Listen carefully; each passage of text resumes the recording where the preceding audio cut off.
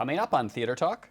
Writers can be forgiving when you sell a book to the movies or something, but you mustn't mention that you're doing any acting, you know, because there's suddenly this quiet settles over the room. Why is Other that? writers do not want you to be an actor. Everybody's so Oh jealous. yeah, why him? Why him? Like, I'm better looking, you know. I know. Theater Talk is made possible in part by the CUNY TV Foundation.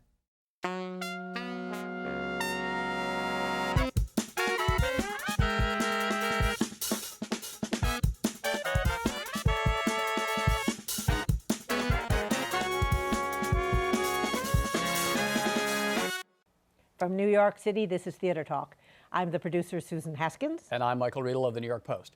Susan and I have been reading an absolutely terrific memoir, Lucky Bruce, a literary memoir by Bruce Jay Friedman, which really captures the New York literary world in the 1960s and 70s and into the 80s. Bruce Jay Friedman is the author of the celebrated plays Scuba Duba, Steambath, two of my favorite novels, Stern and A Mother's Kisses, and many screenplays, including Stir Crazy and Splash, and a terrific collection of short stories. And we're very delighted to have with us tonight Bruce Jay Friedman. Welcome. Thank you. Good to see you. Really have enjoyed this this book, Bruce. You evoke so many wonderful writers of that era. And one person I wanted to begin with, because you have tremendous affection for him, and I knew so little about him, but you make him such a fascinating character, is your close friend Mario Puzo, who wrote The Godfather. And he really is, he's just a larger-than-life character throughout this book. Can you tell us how you got to know Mario Puzo? Because you guys worked before you were famous, you knew each other. 1960, I was editor of 4 adventure magazines, Male, Men, and my favorite, True Action, as opposed to False Action. But I had a job opening, and I hired Mario. I had read a book of his, The Dark Arena, which really didn't have the narrative forward motion that he developed, which he claims he learned at the adventure magazines. The other candidate was Arthur Kretschmer, who became the editor of Playboy for many years and never forgave me for hiring Mario. So Mario went to work and wrote, you know, 10 million words, you know, for us. He was very prolific, Mario. We just... Yeah, in 1963, he approached me very sheepishly. We were all moonlighting, but we did our jobs diligently, and then we were serious writers late at night. He said he was thinking of, he was writing a novel, he was thinking of calling it The Godfather, and what did I think of the title? And I said, well, not very much, frankly, Mario. I take another whack at it, really. It sounds domestic. Who's going to read that, you know? Go back and... So he just gave me a look of that you don't want to see, a look of steel. He's a little, you know, fat man, always denied any connection with the mafia, but if you saw that look... and then, you know, then the book broke, and... Did you read The Godfather before it got published? Did you read... No, but there was a fellow in our office named Garfinkel. He kept changing his name from Gar to Garfinkel. I don't know what he was then, but he came bursting into the office and said, I've just read the first 80 pages of the most riveting book. It's like a runaway train, you know. And that's the first contact I had with it. He wrote about 12 Godfathers for us, for our adventure magazines. Oh, really? Books about the mafia? And... No, they were, yeah, a little bit. No, they were on other subjects, but they were, you know, they had quality. At 30,000 words, we had something called a book bonus. Oh. And he would knock them off, sometimes it seemed overnight. Wow. So we remained friends to the end.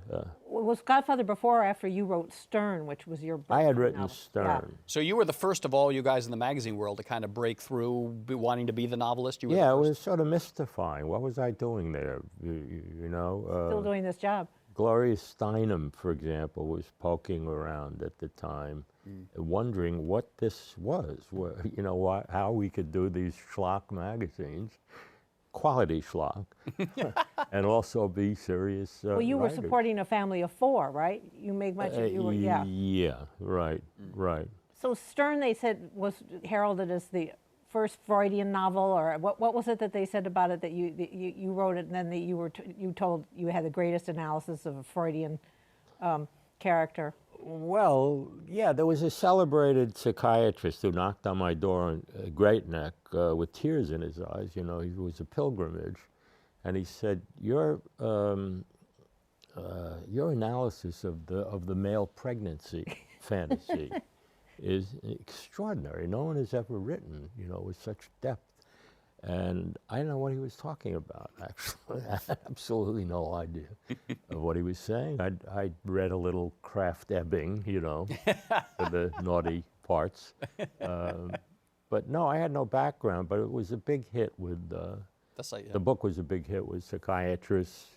Some had patients who would slam the book down and say, "This is how I feel," in this book. And it was, now, since this is theater talk, I want to run by you this wonderful quote. You said, "I've yet to have a literary experience more thrilling than sitting in a theater and having a live audience react favorably to a piece that I'd written." Oh yeah, I still feel there's nothing to compare. I've had the other experience too. Yeah. Turtlenecks. Now this was for Scuba Duba. Yeah. Which you sort of you say in your book that you were influenced by the absurdist writers, that you were influenced very much by Jack Gelber, who wasn't an absurdist writer, but was a writer who wasn't understood until Kenneth Tynan explained it. Yeah. It was all, yeah. Yeah, he had a flop, and Tynan came over and turned it into a hit. So then what put you into writing Scuba Duba? Tell us about that time. Well, I was a novelist and a story writer, and the theater I knew was, you know, the well-made play. Yeah. And something happened in the early 60s. It was off-Broadway. And Edward Albee and Arthur Kopit. Yeah.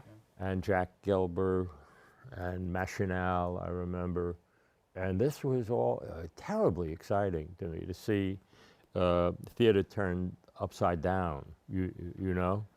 And then I was in Europe and thought, well, I'd take a shot at it, you know. And I wrote this play very quickly, not realizing, you know, it would take 2 years of aggravation to finally get it mounted. So it was like an impulse play, kind of, in that sense. Something, I wanted to get in on that, you know. You wanted to be part of that world. Off-Broadway, what I was seeing. I remember Garson Kanin had a long Hollywood career and a Broadway career, and suddenly I'm a member of the Screen Actors Guild. Oh, not Screen Actors, whatever the playwrights group is. Right, screenwriter. Oh, Dramatist Guild, the Dramatist Guild. Yeah. He turned to me and he said, "Now, Mr. Friedman will explain to us, you know, what the off-Broadway theater is all about." I mean, it was really acid coming out of his mouth. You know? They were so contemptuous. That the old guard of Broadway, of all you young people doing this experimental kind of stuff. I just wanted to get in on that, and I thought, here I have one evening, and one fellow who's having, his wife has run off with a black scuba diver, and what's that going to be like, you know? It's just, well, I'm saying simple as that, but it was sort of rough getting it on, you know, and then big surprise that it took off. It was a big hit. And you found Jerry Orbach. No small matter. Do you think that time that you spent at that magazine company where you were having to churn out these stories all the time, is that, I know, you know, it's high-end schlock that you were doing, but is that really where you learned the craft of writing, the discipline of writing? Do you think that was the best kind of writer's workshop you could go to, was a magazine where you had to churn out this stuff on a regular basis? Really, I didn't do much writing for those magazines. I figured out that the way to do this was to hire very smart people, good, you know, the smarter they were, the easier my job would be. So my job was sort of administrative. If I was writing for those magazines, or for Time or Newsweek, where I couldn't get a job, I wouldn't have been able to write those novels because I was able to separate the two functions. One was, again, was administrative, telling people what to write. Yeah. And then I could, you know, take the train back to, you know, and close myself off and use the other part of my head, or however you want to put it. So that was a blessing in a way that you It was didn't a get blessing hired by Time. that I couldn't get a job, Right, right. except with this company. You had the success with Scuba Duba and Steambath, and you wrote another play that you came on Theater Talk years ago for, Have You Spoken to Any Jews Lately? But you didn't do much, you didn't do many plays after that. How Well, come you in didn't Yiddish, spend- we have an expression which is Oliver Schulz, let it rest in peace. I did do a play. Well, it was Turtlenecks, you mentioned Right, yes, before. yeah. And that should have been done off-Broadway in a modest way. And David Merrick came into the picture and wanted to do it as a big Broadway play. So he opened it at the Fisher. Notice I have an excuse for anything that didn't work. Well, of course. It's never my play. No, of course, somebody else. But he opened it at the Fisher Theater in Detroit, 2,000 seats, and this little postage stamp of a play with Tony Curtis, who, I'm not saying this out of school, was stoned through the whole experience, you know. He writes about it, or, you know, he said so in interviews. Yeah. I didn't pick up on this, you know. I know he's always in a cold sweat. So, no, that one didn't work out too well. And then you Yet. But you didn't spend all that much time in your life in the theater. I mean, you consider yourself first and foremost a novelist. That's where your heart is. Yeah, but I keep, you know, showing up. I'm not finished yet, you know. I mean, Well, you did have that slight distraction of becoming one of the most successful screenwriters ever. oh yeah, Yeah, I I mean, hated you did- hearing that. Yeah, Yeah, well, but that's what the was last thing I what was wanted. it Puzo said about the screenwriters? Oh yeah, there isn't a producer in Hollywood who doesn't feel he could write this screenplay if only he had Yeah, the time. You'd have the time. For one thing. But how did that come up that you you got into the Hollywood game and then started you know writing these things? Well, it was sort of traditional, I guess. If you'd caused a little commotion here in Manhattan, they would somebody would like Ray Stark, for example, yeah. produced Funny Girl, would call you out there. That's just the way it worked, and being curious, and so off I went. But I'd always come back, you know. I never liked that work. I loved Hollywood. I still love Hollywood. I know you write very how much you enjoy just being around the pool, the Beverly Hills Hotel, Oh, yeah. and all that. And I'd be offended when somebody asked me to actually write a few scenes. You know. When you could be playing tennis or swimming. Yeah, call me. I'd have to leave the tennis court. It was just, well, it's the only. Maybe it's different, obviously, with Woody Allen, who gets his movies made. But it's the only kind of writing I know that's being shot down as you do it. you know. So what kind of writing is that? I mean, you know it's going to be change, and you know they'll call in the next hack, or De Niro's people will come in. Puzo wrote the Cotton Club, Yes. and was paid $1 million when that was a lot of money. Yeah. And he's credited, and there isn't a single word of dialogue in the Cotton Club that he actually wrote. He did something called the architecture, or, you know. Right. So I think the reason I stopped was there's that thing about pride of authorship that you just don't get, you know, or very few people do in the films. It's ridiculously collaborative, and I'm not such a good collaborator. That's why you're a novelist at heart. Yeah. Yeah. Are you working on a novel now? No, I'm working on short fiction for at least one collection, maybe two collections. No, I don't really have a book, a novel I want to write that could change tomorrow. Yeah. I might take another shot at writing a play. There are actually two of them. Both of them need work. 2 plays? Yeah, yeah, that I might go back to. Or I might throw them out and start over again with the same, idea. Do you still write as prodigiously well,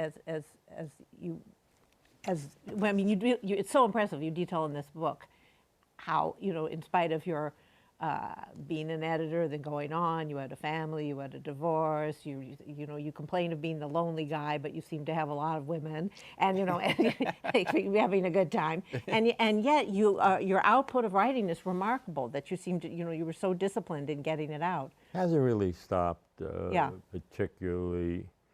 I had this injury that takes up some time, but I seem to. That's my anchor, and I don't feel comfortable with myself unless I'm working on something, working on a story Something, yeah. or something. Yeah. Okay. Well, I want to ask him about Elaine's. Oh, right, yes. Yeah. We got to wrap it up, but Well- we can't leave you. We can't leave without you just. Oh my! Did all that? No, time we go by? because you were one of the first. We can't let you people go to without hang telling out- us about Elaine's, because you were one of the founding members of Elaine's, the great literary. I was going to say watering hole, but I know she hated it having Yeah. been called a watering hole. Yeah, pizza. Yeah. Yeah. What kind of watering? Why do they call it a watering hole? I don't know, Pissed off. It's a restaurant. but you described this great time you had there.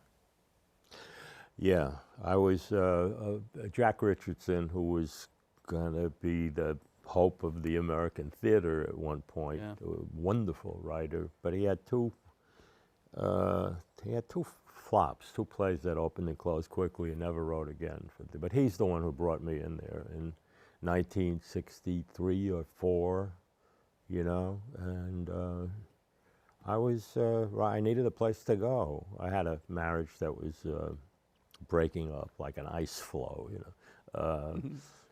and I just needed a place to go, and that was it. That when I walked in there, I felt very comfortable. She had a way of making you feel comfortable, and it was just a little nest of playwrights and writers back then. The producers hadn't discovered it. Yeah, and again, I'm so impressed at how you all could go to Elaine's, get drunk, and yet still maintain your writing. Yeah, Pretty well, amazing. we were, young and foolish. One of the people you hung out with was Joseph Heller. You had a lot to say about him, and I was just very interested. It seemed like a very troubled person. Yeah. As a matter of fact, he said to me out of nowhere, we got to know each other we'd met earlier, but we got to know each other when we were living in the Hampton area. Yeah. And he said, at least you had fun. Meaning you've sold out, You got to hang out in Hollywood. given up, you're no longer a serious person, but at least you had fun. Joe is always late to have fun, It was- What did you think of Catch-22 as a novel? Well, the one I liked was the one Yes. he preferred, Yes. actually. What was it? Something Happened. Something happened. Yeah. I think is really has no right to be a masterpiece, but it is. Now, what do you mean by It's that? Well, it's one long kvetch, is really what it is. Yeah. Brilliant kvetch for 500 Right. pages. But just try it, I thought that it didn't tower above Catch-22. It was my preference, actually. But you seem to describe him as sort of that his life is one long kvetch in the incidents that you... Yeah, but boy, do I miss him. Really? Really do. We got very friendly in the late days. I mean, one of the poignant thing in your memoir is all these people you write about who were your good friends. They're all gone now. I mean, you've outlived a lot of the Elaine's crowd. Well, it's early now. I haven't made it home yet. But you describe, because I was pondering that, and you describe, I mean, who knows, what happens, but you describe a sort of healthier lifestyle. You always got your tennis in, right? I mean, there's this, and also, and as shown in the title of your book, Lucky Bruce, you seem to have a very positive attitude through it all and a sense of appreciation. I mean, why do you call the book Lucky Bruce?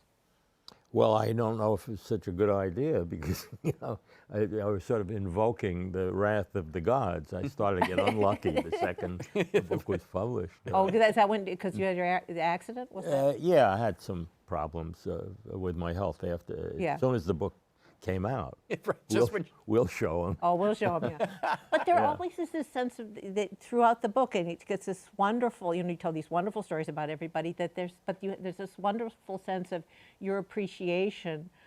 Yeah, I mean, you're so talented, and yet you appreciate that you were so fortunate at the same time, that Yeah. many are called, but few are chosen, and you were chosen. None of this was scripted. I, just went from one. Well, it was just all fun to me. I mean, I forget the vomiting and everything that goes with it. And we would be remiss not to mention your second wife, and you write a love story there about your relationship with her. Yeah, I'm like batting 500 in marriages, but Yeah. that's not bad, No. And you're a screen actor. Oh, if you want to call it acting, yeah. Yes. Do you still get recognized from husbands and wives? Well, I drove up to the Beverly Hills Hotel once, I remember, and a woman ran up to me and said, "Oh, I really do admire your work, Mr. Friedman." I said, "Well, would you read one of my books or something?" She said, "No, I'm talking about your acting." It was absurd. That's what happens when you go to Hollywood, Bruce. Yeah. She didn't know I was a writer. I did any writing. All right, the memoir is called Lucky Bruce, a literary memoir by Bruce Jay Friedman. A really terrific read, evokes a time lost, I'm afraid, in New York City. I was going to ask you about Woody Allen, but I didn't get to that. We'll end the show. Well, ask him quickly about Woody Allen. No, did you hang out with him? At Elaine's. No, LA? not especially. I think he saw me being carried out of the restaurant and thought I'd be good to Then that's how you got there. to play a drunk or something. No, I don't, not especially. I don't know if we have time quickly. No, go Certainly. ahead. Yeah. I've asked about what he's like as what is he like as a director, and so the little I know, it's not acting, but whatever he asked me to do, I did. And he said, "I don't know, it's just really extraordinary what you just did. It's absolute perfection. Never seen anything like it. But if you could do it one more time, just one more time, just like that." And you do it again, and it's the same thing. You wind up doing 17 different, takes. In other words, he gets what he wants. And he sort of nudges a modification. Yeah. And were you changing the performance each time you were doing it, or were you just? Well, thanks for dignifying it by calling it a performance. I was just hanging out. It would seem. I think I have that in the book, that writers can be forgiving of when you sell a book to the movies or something, but you mustn't mention that you're doing any acting, because there's suddenly. This quiet settles over the room. Why is Other writers do not want you to be an actor. They'll Well, and forgive everybody's so everything else. jealous. Pardon? Everybody's so Oh jealous. yeah, why him? Why him? Like, I'm better looking, I know. Was Norman Mailer jealous of you that you were acting? For all I know. We would be remiss now, we're about to close, but I have to ask you about pissing next to Muhammad Ali. What's the story there? Well, I was at Chasen's, and I used the urinal, looked up, the guy next to me is Muhammad Ali, my great hero. Right. And I began to chant the way people used to do at Madison Square Garden. "Ali, you are the greatest, you are Ali, there's never been anybody like you, And he listened to this, and he said, "Who are you, brother?" I said, "It's not important, I'm not important, it's you, Ali." So I went running out. My wife, Patty, was waiting at the table. What happened? I said, I told her what happened. She said, "Did you at least let the man, take a leak, It's a better line. She had a better line than that, but. What was the line? I don't know, some variation of that. Did yeah. you at least let him, do what he was supposed to do? Is he of all of the great writers, the great actors that you've met, was Ali the one that you were really starstruck by? Yeah, pretty much. now that I think of it. Well, athletes do things that I can't even aspire to do. Whereas as you move along, you know, you meet writers and figure, well, I can't do what he can do, but he can't do what I can do, you know. Right. But Ali.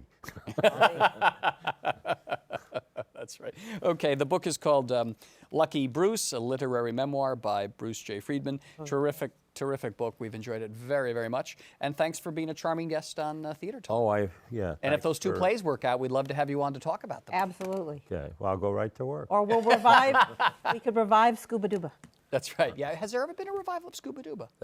Camera. San Francisco, and the Times caught up with it, but Steambath has always been. Yes. Yeah. Scuba Duba, no. No, it would be, I'm not even sure I'd want to, you know, see it right, now. You know.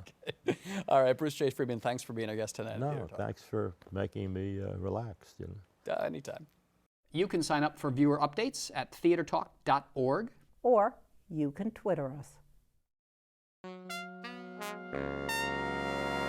Our thanks to the Friends of Theater Talk for their significant contribution to this production. Theater Talk is made possible in part by the Frederick Lowe Foundation, the Eleanor Naylor Dana Charitable Trust, the Alan S. Gordon Foundation, the CORY and Bob Donnelly Charitable Fund, Carrie J. Fries, the Dorothy STRELSIN Foundation, the New York City Department of Cultural Affairs, and the New York State Council on the Arts, a state agency.